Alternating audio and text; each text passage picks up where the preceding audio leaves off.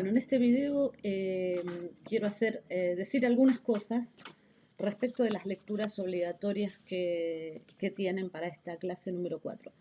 El texto sobre liderazgo no me voy a detener porque yo creo que es accesible, que es bastante sencillo, y si tienen dudas, por supuesto, siempre tienen la posibilidad de preguntar.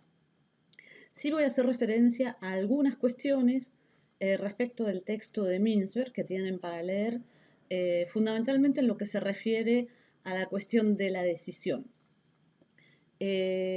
Mintzberg hizo un trabajo bastante amplio sobre el tema de los directivos que tienen a cargo la decisión más importante dentro de la organización. Y dice que el rol del directivo como tal, ¿sí?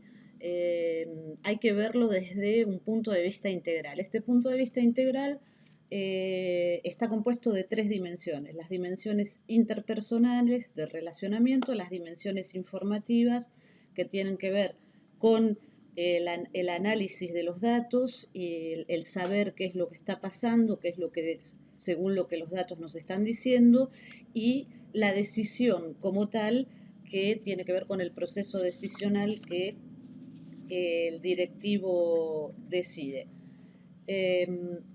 Respecto en líneas generales de los directivos y de la manera en la que actúan, no olvidemos que, como dijimos al principio, el rol de un directivo en gestión, el eje fundamental es la decisión como tal, así que en ese caso el tema es esencial. Él dice que hay una serie de mitos respecto de la forma digamos, del cotidiano de un directivo, que él quiere, digamos, como desmentir, si se quiere, de alguna manera. Los mitos son creencias que son firmes, que han sido aceptadas, consideradas como verdades, aunque no exista ninguna prueba de ello, todo el mundo cree que es así, y a veces hasta cuando vemos algo diferente, tratamos de buscar la explicación porque en realidad damos por aceptada la creencia, y en ese caso a veces es difícil modificarla. El tema de los mitos vamos a volver más adelante en el curso sobre esta cuestión, pero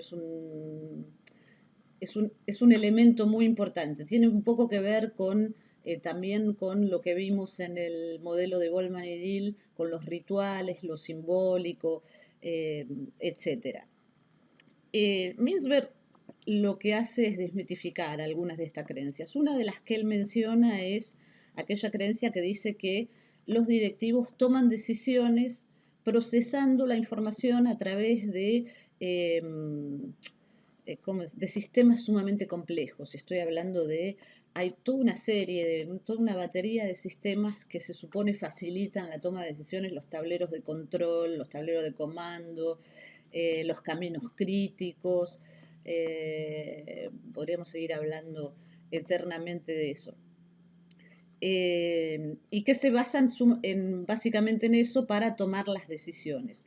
Y además en procesos de tipo formal, como vimos cuando hablamos de la estructura, es decir, el conocimiento de las normas, la lectura de memos, el conocimiento de los procedimientos, etc. Y él dice que, sin embargo, no es que no hagan uso de la información ni del conocimiento formal, sino que hay una cuestión preponderante en lo informal de la organización que juega y mucho en la decisión que el directivo o que los directivos van a tomar, ¿sí? Todo tipo de mecanismos informales, que pueden ser desde rumores que les llegan a través de algunos miembros de la organización, de cosas que se supone que están pasando, a veces son reales, otras no. Hay que tener mucho cuidado con el tema de los rumores. Las charlas con distintas personas de la organización, los cafés, en fin, los espacios que se comparten de manera informal que no son, digamos, reuniones súper formales. Todo eso juega también un rol fundamental en la decisión.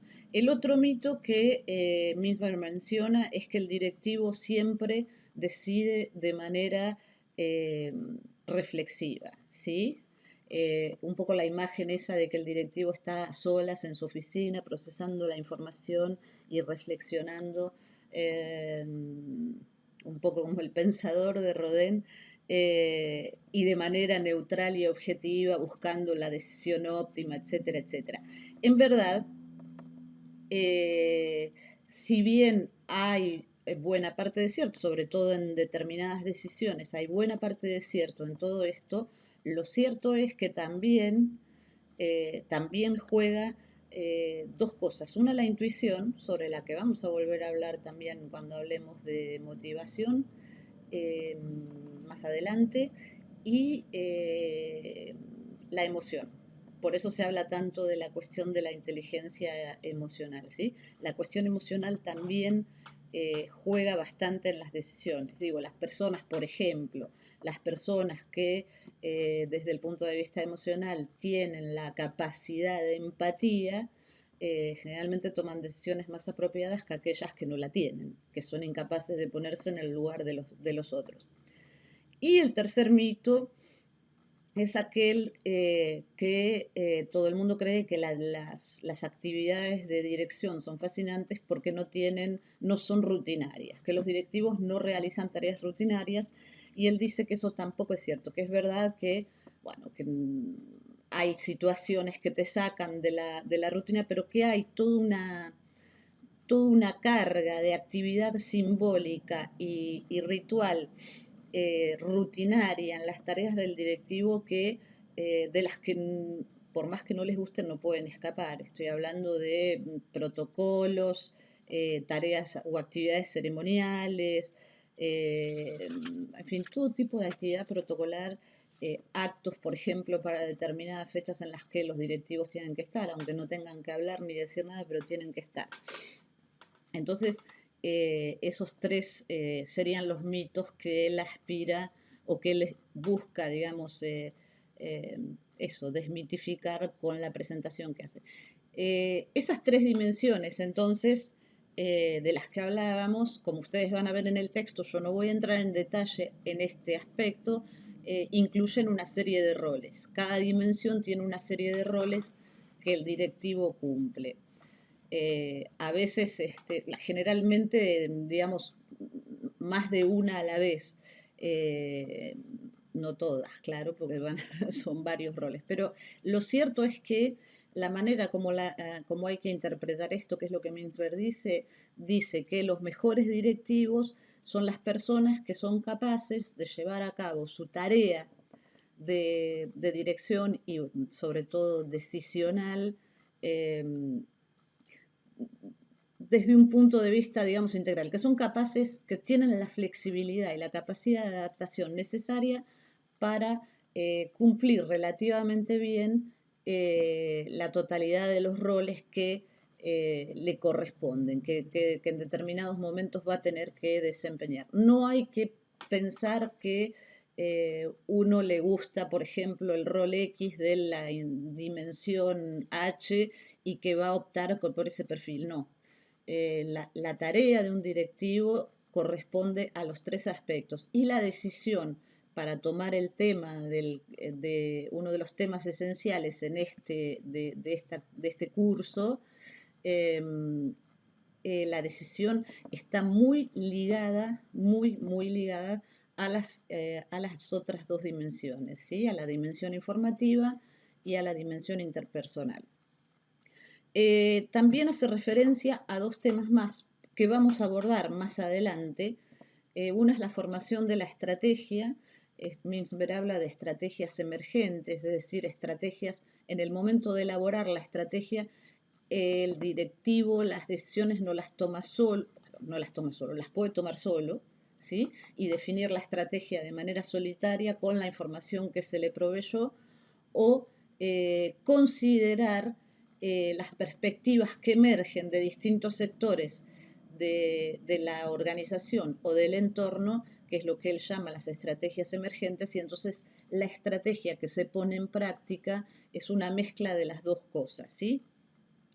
Este tipo de estrategia obviamente lo que contempla es la participación de distintos actores que de una manera o de otra estarían involucrados y, um, la búsqueda de acuerdos o de consensos para el diseño de la estrategia final, digamos. Todo lo que, por ejemplo, lo que el presidente hace ahora con todos sus asesores respecto de cómo llevar adelante la cuarentena, el confinamiento, como le quieran llamar, y cómo ir flexibilizándola, bueno, es un poco, digamos, una estrategia que tiene que ver con esto. ¿Por qué es importante eso en lo que nosotros estamos viendo?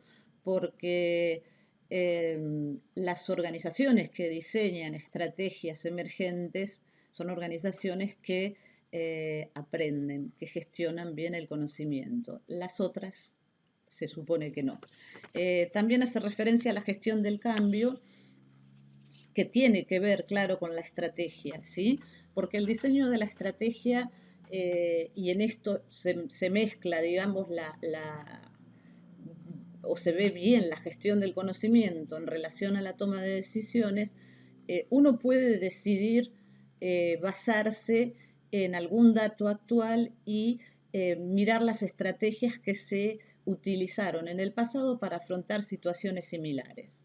Y en función de eso elaborar la estrategia sin más participación de nada. El problema con ese tipo de estrategias o ese tipo de gestión del conocimiento, por ejemplo, cuando uno lo vincula a la gestión del cambio sobre la que vamos a volver, es que es muy difícil incorporar, cuando uno se basa en las estrategias del pasado permanentemente o en la visión organizacional del pasado, no hay cambio, prácticamente no hay cambio, digamos, salvo lo que impone el contexto que a uno lo obliga a reaccionar, pero la manera de hacerlo no nos permite generar los cambios. No se avanza en ese sentido, digamos, no se generan caminos nuevos, no hay innovación, nada de eso.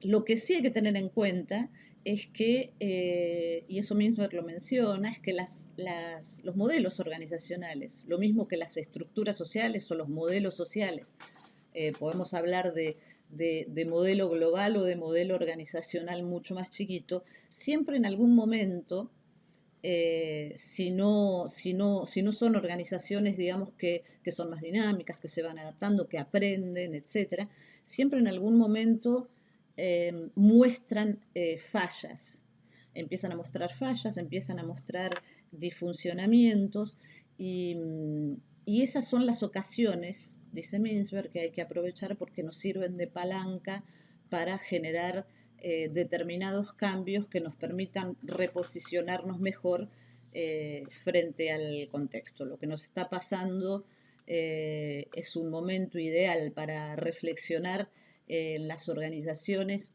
de todos los niveles, porque hay un montón de fallas que aparecen ahora claramente evidenciadas. No es que las ignorara todo el mundo antes, pero ahora como que se evidencian claramente y son momentos que hay que aprovechar para diseñar o rediseñar, tanto sea pequeños procesos de gestión como cambios organizacionales mayores. Yo creo que con esto por el tema de los textos es suficiente.